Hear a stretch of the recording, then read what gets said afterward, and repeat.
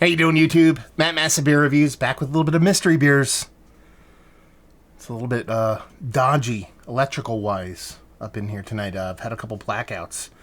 One was during a beer review, so we'll see if we can get through this one. This one comes from Andy from Wisconsin. Yeah. See what the sucker has to offer. I'm assuming it's New Glarus, just based off of the cap. Talked about this previously. We'll pour this sucker, see what she's got. Classic mystery beer stylings, blue painter's tape, white paper towel, and I would be remiss if I didn't think that was that raspberry tart kind of thing that they do, that kind of fruit-forward strawberry raspberry, I forget which one it is, kind of shelfie that I love so much that they do. It tastes like a raspberry strawberry kind of Jolly Rancher. Looks all the part of like a fruited sour. Not much of a head on there. It was about half a pinky finger, dissipating really quickly, and just looks to all the part of a fruit beer so far. Let's get a nose. God, it's that beer, man. Whatever that beer is, so that's it. Okay, there's really not much else to say here. It's that red label. It used to come in 750s, but now it comes in these bottles. It's the Jolly Rancher. I forget if it's strawberry, raspberry, or mix. That's the thing I can't remember. But it's that tart thing that I talked about in the previous reviews that I've done, mystery beers of New Glarus, and the non-mystery beer, non-Glarus, that I've done recently. All of them pretty much coming from out there in Wisconsin land from the old Andes, and that's what this beer is. It's that tart, sour Jolly Rancher-esque strawberry raspberry thing I love so much. So whatever that beer is called and whatever the ABV is, that's that beer. Cheers. Oh my God, I love this beer so much. This is one of my favorite beers of all time. I'm just going to reveal it because that's what it is. I mean, it is by far and away just, you know how everybody geeks out over fruited sours, like the slushies and all that stuff. This is that beer for me. I mean, when people talk about that kind of well, let me guess the ABV. I didn't look at it yet because I forget what it is. Just to guess, because I've had it before. I know what beer it is. It's got to be like 4.5, something, 4.8%. What is it? Did they actually tell you on there? ABV? Maybe they don't. It's got to be low in ABV. Let's put it that way. But yeah, this is by far and away one of my favorite beers of all time. I love it. It literally just reminds me of a Jolly Rancher, but in a slightly less tart, like slightly more sweeter kind of way. And it's been one of my favorite beers of all time since I've had it. And I didn't have it that long ago. First time I had it was probably about 5-6 years ago.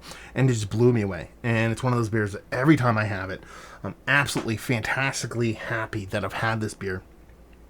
And it's just everything I want in one of these kind of what I would call new school kind of fruited sours, because they call it Belgian red. Even though it's Belgian yeast-based beer, this is very much Americanized for me, because it's not like, or maybe I guess you'd say it's like a Belgian, but it'd be like a really fresh lambic that hasn't even come into its own yet. And they probably actually call it out. I'm not going to read that because it's black lettering on red, and it's super small. It's like 4-point font size. But it's probably, that's what they're going for, is just a super fresh kind of lambic version. And it's just one of the better ones I've ever had. And it's really one of my favorite styles. I know, a lot of the Belgian producers, Sen Valley guys, do kind of stuff like that. Tends to be a little bit older in age and stuff like that. But there's some American breweries, and I don't know why I'm spacing on them right now, but do this and do it quite well.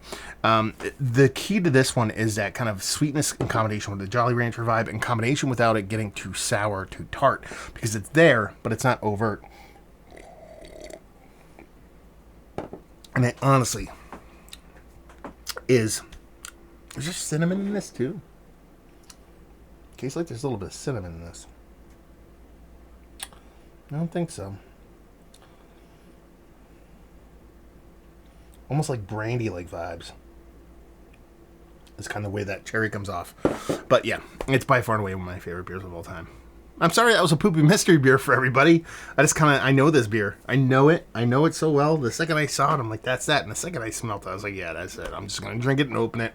There's no hem or hawing about it.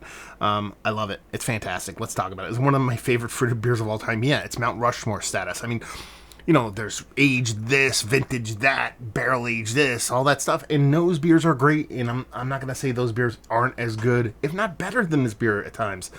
But for a beer like this to be not only available, but readily available as a shelfie is almost criminal. It should be looked at as something that's a horrific crime that needs to be justified. Because this, to me, if I could get this on my shelf, I would drink this as a daily driver. That's how much I like this beer. Availability, like I said, it's Wisconsin. Is it New Glarus? It's Wisconsin. You can't get it outside of Wisconsin, but you can get it everywhere in Wisconsin. Leave you with, if you like what we like this beer, if you like fruited beers, if you like Jolly Ranchers, if you like just fucking tasty fucking beverages, because that's where this one bridges all those gaps.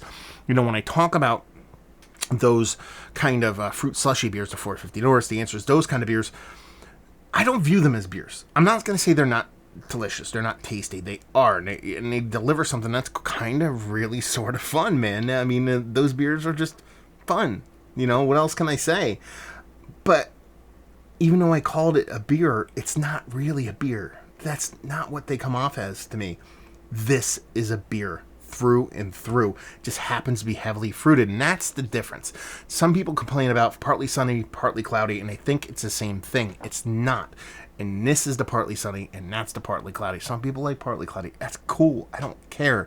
But don't call it a sunny day. This is a sunny day, and this dude is happy.